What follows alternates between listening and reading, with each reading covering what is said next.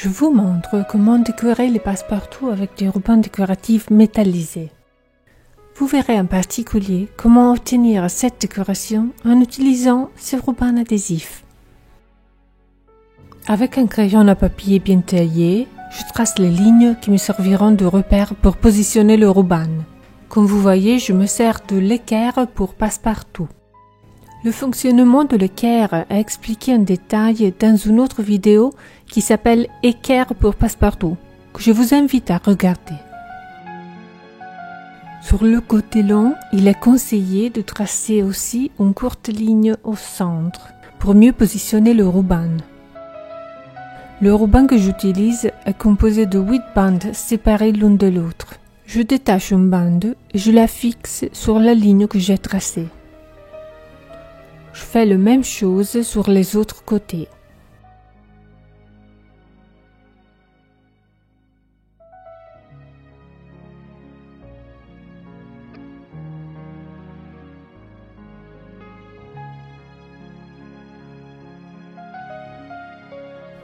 Avec un tranché, je coupe le ruban à 45 degrés.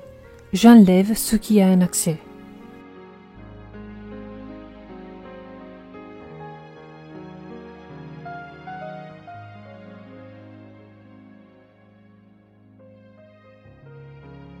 Voilà la première partie de la décoration. Maintenant, j'applique un deuxième ruban plus large par rapport à celui déjà appliqué. Je trace de nouveau les lignes de repère pour l'application du ruban.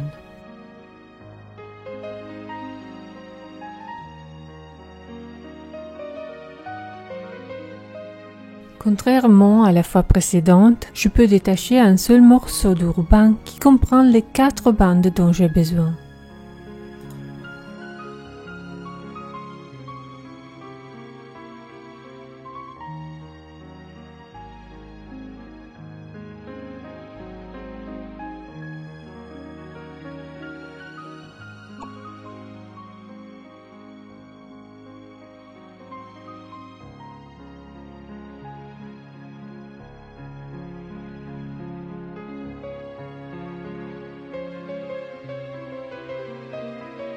Effacez les éventuelles traces de crayon à papier qui sont encore visibles.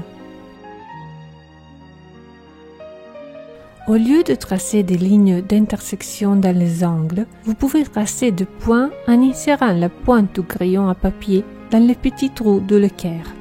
Dans ce cas, on aura 2 points par angle, le point de la décoration interne et celui de la décoration externe. Voici un ruban composé de 8 bandes de 2 mm.